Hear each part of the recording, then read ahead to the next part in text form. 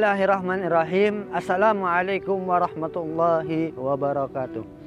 Alhamdulillahirabbil alamin wa bihi nasta'inu ala umurid dunya waddin.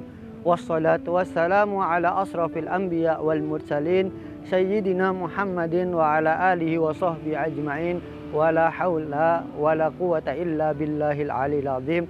Rabbi israh li sadri wa yassir li amri wahlul 'uqdatam min lisani yafqahu qawli. Amin amin ya rabbal alamin. Alhamdulillah, kembali kita ke dalam siaran Banjar TV di dalam Mutiara Kehidupan. Mudah-mudahan kita diberikan oleh Allah Subhanahu wa taala kesehatan yang sangat luar biasa. Amin amin ya rabbal alamin. Kembali lagi Al-Fakir akan menjelaskan tentang keutamaan mencari ilmu. Bismillahirrahmanirrahim. Qala al-muallif an Abi Waqqas al-Lais anna Rasulullah sallallahu alaihi wasallam bainahu wa jalisun fil masjid wan nasu ma'ahu. Dari Abi Waqqas al-Lais, beliau mengatakan bahwa Rasulullah sallallahu alaihi wasallam tengah duduk di suatu majelis dan manusia bersamanya. Id akbala salah satu nafar. Ketika itu ada 3 orang yang menghampiri Rasulullah Shallallahu Alaihi Wasallam. Fa akbala isnani ila Rasulillah wa zahaba wahidun.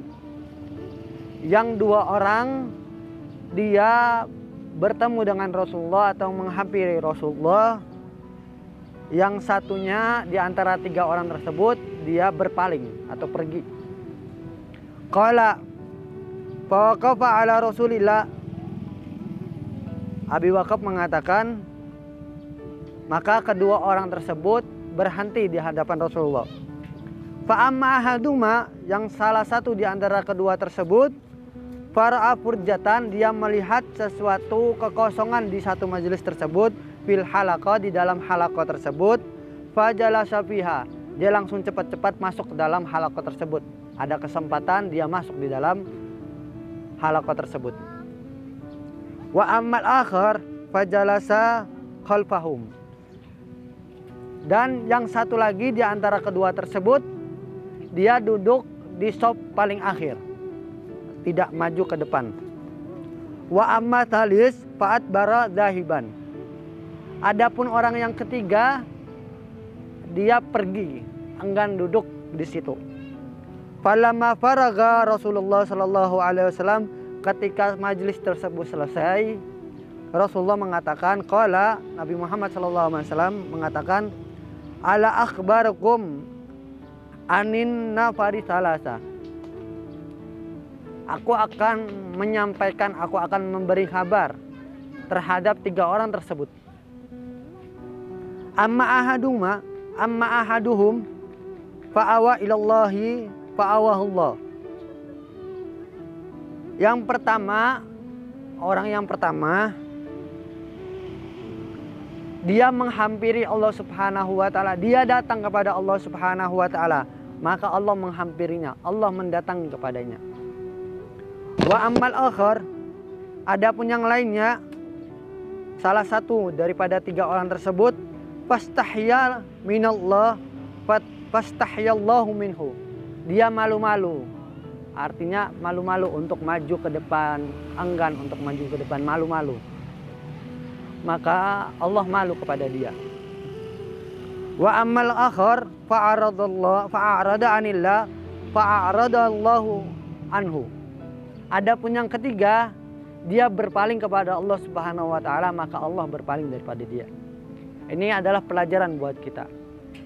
Jikalau kita menghampiri Allah Subhanahu wa taala, artinya kita terus berdoa, berharap kepada Allah Subhanahu wa taala, maka Allah Subhanahu wa taala akan mendengarkan daripada doa tersebut.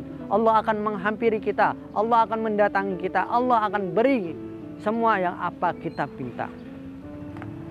Yang kedua, jikalau kita malu-malu kepada Allah Subhanahu wa taala, artinya jikalau kita perlu kepada Allah, baru kita datang kepada Allah Subhanahu wa taala. Jikalau kita sudah merasa berkecukupan, kita tidak lagi datang kepada Allah Subhanahu wa taala, maka Allah akan malu-malu kepada dia.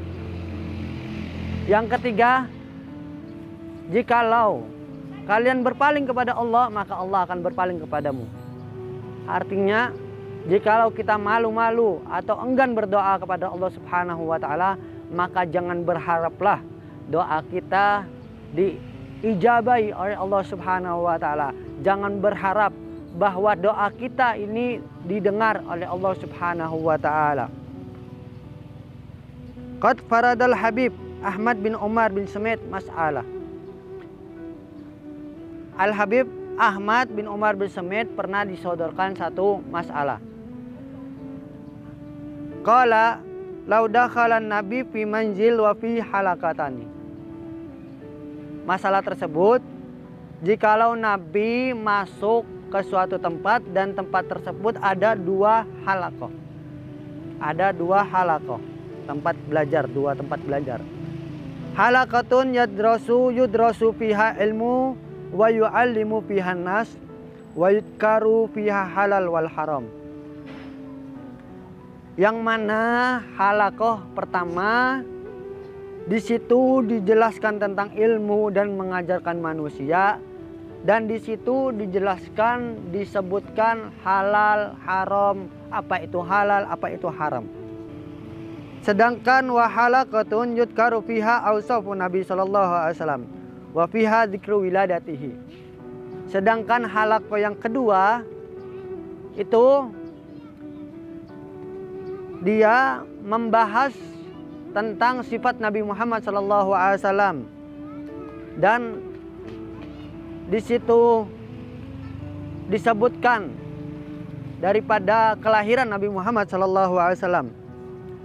Jajlisu Nabiyyu sallallahu alaihi wasallam ila ayyi halaqatain. Beliau bertanya, Habib Ahmad bertanya, di manakah Nabi Muhammad sallallahu alaihi wasallam akan duduk di antara kedua halaqah tersebut? Qala al-Habib Ahmad, jajlisun Nabi ila halaqah allati yu'allimu fiha an-nas. Maka Habib Ahmad menjawab,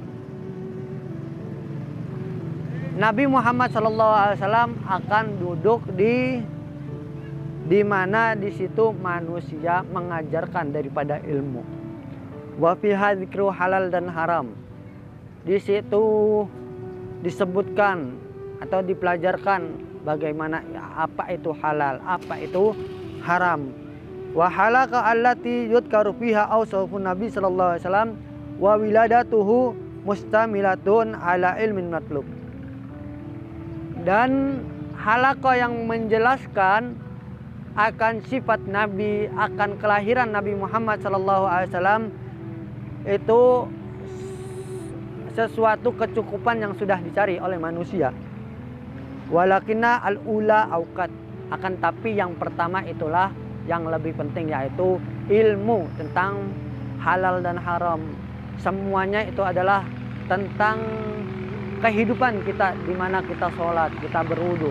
Di situ dijelaskan oleh banyak-banyak majelis ilmu. Mudah-mudahan kita mendapatkan ilmu yang sangat bermanfaat.